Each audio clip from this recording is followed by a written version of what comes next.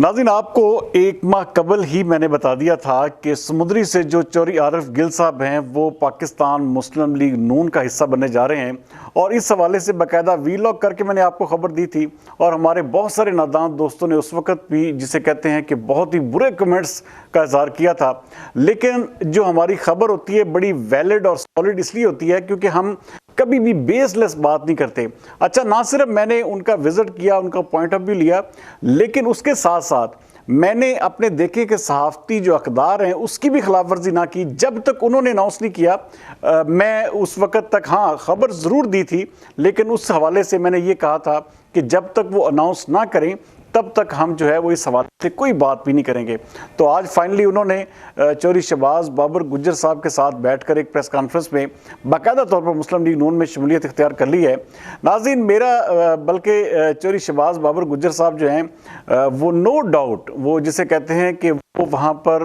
MNA मुंतखब भी होते आए हैं, और उसके साथ साथ उन्होंने जो है वो ये अच्छा फैसला किया है कि अब चौधरी आरिफ गिल को अपने साथ मिलाया।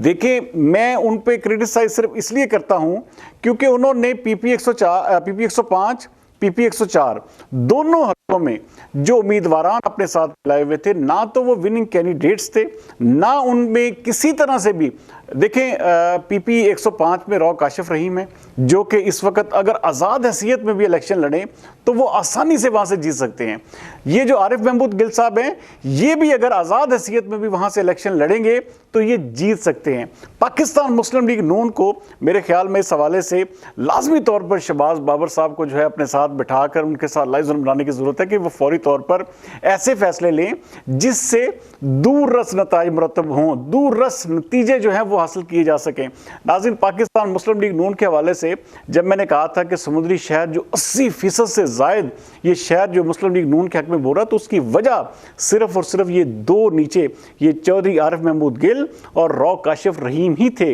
रॉ काशिफ की वजह से समुद्री शहर का जो बच्चा है वो बोलता है, उनके कामों को, उनकी डेवलपमेंट्स को याद करता है। तो ये सारी चीज़ें जो हैं किसी भी MNA की आंखें खोलने के लिए मेरे ख्याल में काफ़ी होती हैं। तो इस तरह इख्तलाफात पैदा करना, और इख्तलाफात आपस में, यही जो आपसी इख्तलाफात होते हैं ये फिर हार की सूरत में किसी न किसी चेहरे की जो है वो निकलते हैं, तो फिर उसके बाद जो है पार्टियां भी कमज़ोर होती हैं। तो ये एक बड़ी अच्छी मूव हुई है। और अब भी शहबाज बाबर साहब को मेरे ख्याल में अब फौरी तौर पर रॉ काशिफ रहीम को भी अपने साथ इस तरह बिठाना चाहिए, और अपने जो आपसी इख्तलाफात हैं, आपस में जो एक किस्म की इस तरह तफरक़ेबाज़ी लोगों के सामने जो दिखाई जा रही है, तो उसको फौरी तौर पर जो है कंट्रोल किया जाए। क्योंकि इलेक्शन जो है वो अब हर सूरत में 8 फरवरी को हो रहे हैं, क्योंकि हमेशा स्टेप जो है वो बड़ों को लेना पड़ता है। शहबाज बाबर गुज्जर साहब बड़े इसलिए हैं क्योंकि वो MNA के उम्मीदवार हैं, MNA के जो है वो साबका MNA भी रहे हैं यहाँ पे, तो इसलिए ये जो स्टेप है उन्हें ही उठाना पड़ेगा, और अपने साथ जो है वो रॉ काशिफ को जो है हर सूरत में मिलाना पड़ेगा। अगर वो अपनी सीट सिक्योर करना चाहते हैं, अगर वो अपना पूरे का पूरा हल्का जो है उसको चाहते हैं कि बड़ी आसानी जो है वो वहाँ से जीत पाएँ, तो ये जो है फौरी तौर पर उन्हें मूव लेनी पड़ेगी। बाकी नाज़रीन, कोई भी ऐसी बात, कोई भी ऐसी चीज़ हम बेसलेस नहीं करते। मैंने 12 आपसे डिस्कस किया, 12 आपको बताता हूँ कि हमारा जो काम होता है वो बिल्कुल ग्राउंड रियलिटीज़ के ऊपर मबनी होता है। हम जब भी जाते हैं तो हल्के के बिल्कुल बेसिक रूट्स,